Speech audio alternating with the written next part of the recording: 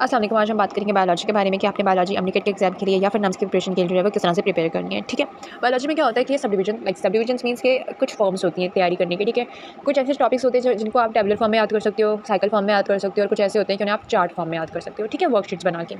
खैर, सबसे पहले हम जो है बात करेंगे टेबुलर फॉर्म की, और मैं साथ साथ बताती जाऊँगी कि टेबुलर फॉर्म क्या है, चार्ट फॉर्म में किस तरह से प्रिपेयर करें, कौन कौन से टॉपिक को टेबुलर में याद कर सकते हो, कौन कौन से टॉपिक को आप चार्ट बना के याद कर सकते हो। ठीक है, और कौन सा टॉपिक आप साइकिल में याद कर सकते हो। खैर, टेबुलर फॉर्म शुरू करते हैं। ठीक है, अगर आपके पास कोई टॉपिक है, ठीक है, फॉर एग्जांपल जॉइंट्स, ठीक है, बोन टिश्यूज़, बोन सेल्स का टॉपिक्स है। ठीक है, इस तरह के जो टॉपिक्स होते हैं ना, आप इनको कैसे याद कर सकते हो, टेबुलर फॉर्म में याद कर सकते हो, बिकॉज दे हैव सब डिविजन्स। ठीक है, क्योंकि बोन टिश्यू और सेल्स हम पढ़ रहे हैं तो इसकी टाइप्स हैं। ठीक है, ऑस्टियोक्लास्ट, ऑस्टियोसाइट्स, और like osteoclast and osteocytes and osteoblast. ठीक है, तो इनके सब डिविजन्स है। तो एक ही पेज में मैंने क्या किया कि मैंने बोन टिश्यू की हेडिंग डाली, उसकी सब डिविजन्स लिखी, सबके बारे में सब लिख दिया। अच्छा, क्या होता है कि जब आप इंटर में पढ़े होते हो तो आप पूरी पूरी सेंटेंस लिखते हो, दे हैव, इट इज़, पूरी ग्रामर यूज़ करके एक पूरी 2-4 लाइन्स में जो वो सेंटेंस बनाते हो। अगर मैंने इसी चीज़ को इस पैटर्न में किया होता कि बोन टिश्यू सेल्स की डेफिनेशन लिखी 6 लाइन्स में, ऑस्टियोब्लास्ट लिखती, फिर उसके बारे में लिखती, तो मेरा एक पेज में सिर्फ यही आता। ठीक है, और मुझे जब एग्जाम से मुझे रिवीजन करना होता तो मेरे पास ना शॉर्ट लिस्टिंग होती, तो बड़े बड़े मेरे पास नोट्स होते और मैं देख कर ही बिल्कुल डिप्रेस हो जाती।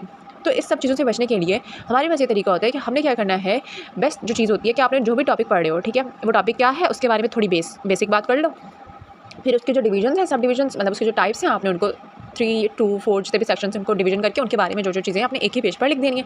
इससे होता है कि आप जब रिवीजन करते हो या पढ़ती हो अपने टेस्ट के लिए, किसी भी चीज़ के लिए, तो वो एक ही पेज पे एक चीज़ होती है ना, तो आप डिफरेंट जो है वो डिफरेंशिएट कर सकते हो, तो आपको चीज़ें जो है वो मेमोराइज़ हो जाती हैं। फिर दूसरी बात ये होती है कि आपने जो भी टॉपिक पढ़ा है, ठीक है, आपने जो भी टॉपिक पढ़ा है आपने उसके एमसीक्यूज़ कर लेने हैं, पहले 3 से 4 एमसीक्यूज़। ठीक है, हमारी टीचर क्या करवाती थी, जो डॉक्टर सिंह की हमारी जो टीचर थी एमनीकेट की जो तैयारी करवाती थी, कि वो क्या करवाती थी हमें, कि वो पहले हमें टॉपिक पढ़ाने से पहले, ठीक है, हमें 2 से 3 या 3 से 4 एमसीक्यूज़ पहले लिखवा देती थी। ठीक है, वो लिखवाने के बाद क्या होता था कि हम एमसीक्यूज़ देख लेते थे, हमारे माइंड में एक सवाल बन जाता था कि इसका जवाब क्या होगा। ठीक है, जब वो टॉपिक पढ़ाती थी तो पढ़ाने के टाइम पे ये होता था कि हमें सवाल दिया गया होता था, और जब हम मिस पढ़ा रही होती थी तो हम मिस के लेक्चर में ढूंढ रहे होते थे कि इस सवाल का जवाब क्या होगा। इससे क्या होता है कि आपका माइंड शार्प रहता है। ठीक है, और आप जो है वो पढ़ाई जब आप कर रहे होते हो, आप लेक्चर ले रहे होते हो, ठीक है, या आप नोट कर रहे हो, तो आप अटेंटिव बैठते हो, आपका दिमाग जो होता है वो बिल्कुल अटेंटिव होता है, आप बिल्कुल लेक्चर को जो है वो अच्छे से पढ़ और समझ रहे होते हो। ठीक है, तो इस तरह से जो है, सॉरी मैं लेक्चर से बिल्कुल ही हट गई। अच्छा, हमने जो है वो पहले एमसीक्यूज़ कर लेने हैं उस टॉपिक से रिलेटेड, अगर आप लेक्चर्स बना रहे हो, फिर आपने जो है उसकी जो भी आपका जो टॉपिक है आपने उसके बारे में जो इस तरह से प्रिपेयर कर लेना है, अगर टेबुलर फॉर्म है तो। अच्छा, जैसे यहाँ पर एक और टॉपिक है जॉइंट्स का, यहाँ पे भी पहले 3 से 4 एमसीक्यूज़ किए, फिर उसको जो है जॉइंट्स को हमने टेबुलर फॉर्म में याद किया इस तरह से कि जॉइंट्स लिखा। ठीक है, इमूवेबल जॉइंट्स होते हैं और मूवेबल जॉइंट्स होते हैं। इमूवेबल जॉइंट्स किस तरह के होते हैं, क्या एग्जांपल्स होती हैं, क्या टिश्यूज़ होते हैं, क्या सेल्स होते हैं, क्या एग्जांपल्स हैं, everything is including in this section only. ठीक है, उसके बाद एंड अदर थिंग इज़ के जब मूवेबल जॉइंट्स हैं उनके क्या क्या सब टाइप्स हैं, टाइप्स है, वो सारी चीज़ें इस चीज़ पे आ गई। इससे रिवीजन जो होता है ना, शॉर्ट लिस्टिंग आप कह सकते हो इसको। ठीक है, पढ़ाई करने का तरीका बहुत आसान हो जाता है इस तरह से। ठीक है, उसके बाद ये चीज़ें ज़्यादा हो जाती है। अच्छा, यहाँ पे हमने स्केलेटन पढ़ा है, ठीक है, उसको भी हमने टेबुलर फॉर्म में पढ़ा है। तो टेबुलर फॉर्म में क्या होता है कि आपको चीज़ें जो है ना वो बहुत आसान हो जाती हैं। ठीक है, तो आपको रिवीजन करने में जो है वो डिप्रेशन नहीं होता है, आप अच्छे से रिवीजन करते हो। ठीक है, उसके बाद ये कुछ चीज़ें यहाँ पर जो थी हमने ऐसे ही याद की थी, टेबुलर फॉर्म में नहीं है ये, और इस तरह से यहाँ पे टेबुलर फॉर्म में थोड़ा हमें याद करना था तो हमने इसको इस तरह से किया था। ठीक है, और मैं क्या करती थी कि हर चीज़ का जो है ना थोड़ी एक्सप्लेनेशन और एग्जांपल्स के साथ लिखती थी। ठीक है, और मुझे आदत थी कि अगर मैं बोन्स या लाइक चैप्टर पढ़ी हूँ मसल्स का, तो मैं उनकी कैलकुलेशंस भी लिखती थी, लाइक उनकी जो क्वांटिटी, लाइक उनके जो वैल्यूज़ होती थी कि वो कितनी मिकदार में, मैं वो भी लिखती थी। ठीक है, तो मैंने यहाँ पे वो सब चीज़ें भी लिखी हुई हैं। उसके अलावा यहाँ पर अगर आप कहेंगे कि मैं नोट्स शेयर करूँ अपने बायोलॉजी के, तो मैं वो भी शेयर कर दूँगी। अभी मैं सिर्फ तरीका शेयर कर रही हूँ कि कैसे पढ़ना है। ठीक है, मसल्स को मैंने कैसे पढ़ा था कि जो भी मसल्स थे ना तीनों टाइप से, ठीक है, मैंने 2 पेजेस में डिवाइड कर दिया था। यहाँ पर मैंने स्केलेटल मसल्स लिखा हुआ है, यहाँ पे मैंने स्मूथ मसल्स लिखा हुआ है, यहाँ पे मैंने कार्डियक मसल्स लिखा हुआ है। ठीक है, तो इस तरह से मुझे हेल्प होती थी। मैं इसको यूँ कर देती हूँ, ज़्यादा आसान हो जाएगा। ठीक है, ये ऐसे ठीक हो गया, यहाँ पे अब सब दिख रहा है। तो यहाँ पे मैंने जितने भी उसके लाइक कंपोजिशंस थी कि उसमें अकरेंस क्या है, शेप क्या है, एक्शन क्या है, उसके अंदर जो वो स्टेरेटेड है कि नहीं है, या स्ट्रेशन उसकी किस तरह की है, पोजीशन क्या है, उसके स्पीड, कॉन्ट्रैक्शन, सब कुछ। ठीक है, तो इस तरह से जो है मैं जो है तैयारी करती थी। ठीक है, तीनों चीज़ों को यहाँ लिखा और उनके टर्म्स के बारे में लिखा। ठीक है, तो ये बहुत आसान तरीका हो जाता था, और उनके बारे में अगर मुझे थोड़ी बहुत और इन्फॉर्मेशन लिखनी होती थी तो मैं ऊपर बुक के ऊपर यहाँ नोट्स के ऊपर लिख देती थी। ठीक है, इसलिए ये होता था कि मुझे बुक उठाने की ज़रूरत नहीं पड़ती थी। ठीक है, मुझे कहीं और से पढ़ने की ज़रूरत नहीं पड़ती थी। सिंध का, फेडरल का, जो भी हमारे पास जो है प्रोवेंसेस का पढ़ा रहे होते थे वो मिक्स करके पढ़ाते थे। ठीक है, तो इससे ये होता है कि आपको डिप्रेशन नहीं होता कि आपने कौन कौन सी बुक्स पढ़नी है। ठीक है, तो आपके पास एक ही जगह पे जो है बायोलॉजी का आ जाता है। अच्छा, फिजिक्स में हम क्या करते हैं कि हम बुक रीड करते हैं। ठीक है, तो उसमें करनी भी होती है, बायोलॉजी में भी करनी होती है, ऐसा नहीं होता कि नहीं करनी होती। जो बायोलॉजी में क्या होता है कि डिप्रेशन होना शुरू हो जाता है कि आपने फेडरल की बुक भी रीड करनी है, तो उसका ये होता है कि आपने लेक्चर जब आप बना रहे हो तो आप फेडरल और जो सिंध बुक है उसको मिक्स करके बनाओ, ताकि आपको दोनों बुक्स की जो है वो ज़रूरत ही ना पड़े। हाँ, यहाँ पर मैंने कुछ डिजीज़ याद किए हुए थे। ठीक है, अच्छा, मैंने जो स्केलेटल मसल का जो स्ट्रक्चर याद किया था उसको भी मैंने टेबुलर फॉर्म में इस तरह से याद किया था। ठीक है, तो आप भी ऐसे याद कर सकते हो, ये बहुत आसान तरीका है टेबुलर फॉर्म में याद करने का। और मैं ड्रॉ करके हमेशा ना मैं चीज़ों को ड्रॉ करके पढ़ती थी। मुझे ड्राइंग करके पढ़ने का ना लाइक मुझे उससे याद होता था। तो मैं हमेशा ड्रॉ करके कलर से याद करती थी ताकि मेरे माइंड में जो है ना चीज़ें बैठ जाएँ, मुझे क्लिक हो जाए कि मैंने इस कलर से इस जगह पे मैंने ये मार्क किया था, ये बनाया था। तो इस तरह से आप ड्रॉ करके अगर आप बायोलॉजी में पढ़ोगे ना और कलर्स को यूज़ करोगे तो आपकी बहुत अच्छी प्रिपरेशन हो जाएगी बायोलॉजी की, ठीक है। एंजाइम्स को और एनीमेलिया को तो मैंने बहुत ज़बरदस्त तरीके से तैयारी की थी इनकी, ठीक है। उन एंजाइम्स को भी मैंने इस तरह से चार्ट बना के याद किया था, ठीक है।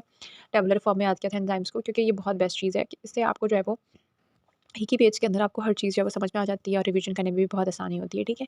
तो यहाँ पे आपको दिखाई भी दे रहा होगा ऑफ कोर्स कि मैंने किस तरह से एंजाइम्स के जो है वो प्रॉपर्टीज़ के बारे में और उनके सब डिविजन जो है मैंने यहाँ पर डिस्कस की हुई हैं, ठीक है। उसके अलावा कुछ-कुछ चीज़ें जो होती थी वो मैं ड्रॉ करके मैं पहले बता चुकी हूँ, ठीक है। चार्ट फॉर्म में इस तरह से मैं पढ़ा करती थी, ठीक है। अब यहाँ पर हमारे पास कुछ स्ट्रक्चर्स ऑफ एंजाइम्स है, ठीक है। तो उनको मैंने चार्ट बना के इस तरह से जो हमारी मिस ने ऐसे याद करवाया था, ठीक है। तो ये बहुत अच्छा तरीका होता है, इसमें आपके पास जो है वो हर चीज़ एक ही चार्ट छोटे से बॉक्स में जो है वो याद हो जाती है, ठीक है। इनहिबिटर्स को मैंने इस तरह से टेबुलर फॉर्म में याद किया था, ठीक है। और इसके अलावा अच्छा, वो जो नोट्स हैं मेरे ये वाले शेयर करने वाले लाइक एक्सप्लेनेशन वाइज़ वो मैं इंशाल्लाह आगे शेयर करूँगी, ठीक है। अभी मैं सिर्फ तरीका बता रही हूँ, पहले भी बता चुकी हूँ, ठीक है।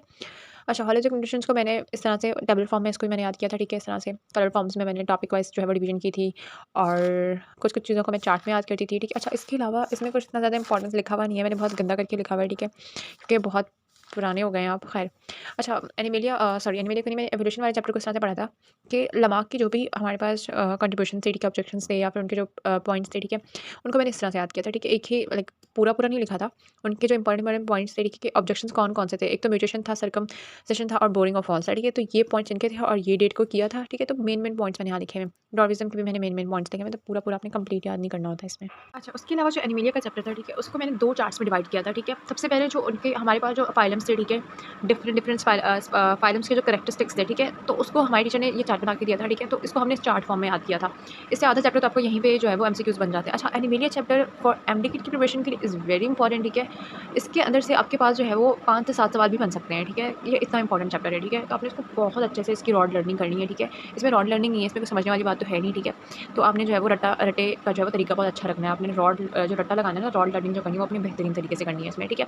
अच्छा, यहाँ पे मैंने चार्ट्स बना के और मैं हाइलाइटर्स यूज़ करती थी, ठीक है, कि मुझे ना चीज़ें याद हो जाएँ। तो ये भी बेस्ट चीज़ होती है कि आप ऐसे भी याद कर सकते हो, ठीक है। और यहाँ पर कुछ सब डिविजन थे, ठीक है, छोटे-छोटे जो टॉपिक्स थे एनिमेलिया के चैप्टर में, ठीक है। तो हमारी टीचर ने उनके जो है वो इस तरह से टेबुलर फॉर्म में हमें बना के दिए थे चार्ट, ठीक है। तो इसमें से जो है हमारी आधी प्रिपरेशन हो गई थी और इस टॉपिक में से ही, ठीक है, ये जो टॉपिक्स यहाँ लिखे हुए थे, ठीक है, इसमें से ही इस वाले चार्ट में से और इस वाले चार्ट में से, ठीक है, फाइलम ऑफ कोलन में से। अच्छा, इसमें से तो काफ़ी सारे एमसीक्यूज़ बन सकते नहीं है, सॉरी, बनते हैं, ठीक है। अगर आप पास्ट के पेपर उठा के देखोगे बायोलॉजी के, ठीक है, खासकर इस चैप्टर के, तो मोस्ट ऑफ द एमसीक्यूज़ जो होते हैं बायोलॉजी के एंजाइम्स और एनिमेलिया के चैप्टर से ही बनते हैं। तो आपने बहुत अच्छे से प्रिपरेशन करनी है इनकी, ठीक है।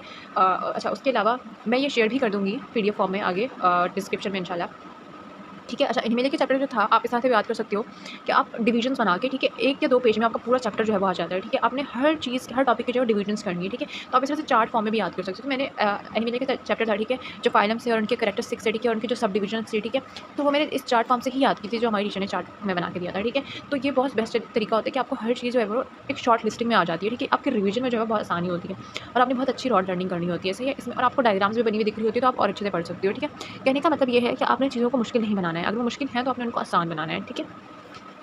अच्छा, यहाँ पर भी मैंने फाइलम को हाईलाइट किया हुआ है, कलर्स की फॉर्म में मैंने उनको याद किया हुआ है। मैं बहुत कचरा करके पढ़ती हूँ, सॉरी, पर ये मुझे आसान तरीका लगता था, मुझे इस तरह से जो है वो याद हो जाता था, ठीक है। तो फाइलम्स को आपने बहुत अच्छे से करना है। उसके अलावा जो इसमें छोटे-छोटे और टॉपिक्स हैं, ठीक है, उनके जो सब डिविजन्स हैं, क्लासिफिकेशंस हैं, आपने उनको भी बहुत अच्छे से कर लेना है, ठीक हो गया। अच्छा, सेल का जो चैप्टर है वो भी आप जो है वो चार्ट की फॉर्म में याद कर सकते हो, टेबुलर फॉर्म में। वो ये है कि यहाँ पे जो सेल का स्ट्रक्चर है और जो फंक्शन है, पूरा सेल का जो टॉपिक है वो आपके इस सिंगल पेज में जो है वो आ गया है, ठीक है। आप इस पेज का भी ऐसे स्क्रीनशॉट ले सकते हो इफ़ यू वांट, ठीक है।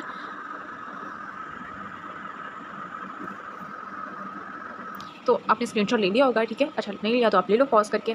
तो आप इस तरह से टेबुलर फॉर्म में भी इनको याद कर सकते हो। इससे क्या होगा कि आपको हर एक चीज़ याद हो जाएगी। इसमें इस तरह की कोई चीज़ नहीं है जो इसमें मिसिंग हो, ठीक है। इस पूरे पेज में सेल का पूरा कंप्लीट चैप्टर जो है वो इंक्लूड है, ठीक है। तो आपने इस तरह से जो है वो आप तैयारी कर सकते हो इस चीज़ की भी, ठीक है। यहाँ पे वही सेम चीज़ें, ठीक है, हर चीज़ के बारे में जो है उसकी प्रॉपर्टीज़ और उसके कैरेक्टरिस्टिक्स के बारे में जो है वो सेल के जो है वो लिखा हुआ है, ठीक है। तो इसमें से काफ़ी सारे एमसीक्यूज़ बन जाते हैं। अगर आपको डिटेल में एक्सप्लेनेशन वाली वीडियोस चाहिए तो प्लीज़ कमेंट डाउन बिलो, ठीक है। अगर आपको मेरी वीडियो हेल्पफुल लगती है तो प्लीज़ शेयर कीजिए अपने फ्रेंड्स के साथ और मेरी वीडियो को लाइक कीजिए, चैनल को सब्सक्राइब कीजिए। थैंक यू, अल्लाह हाफ़िज़।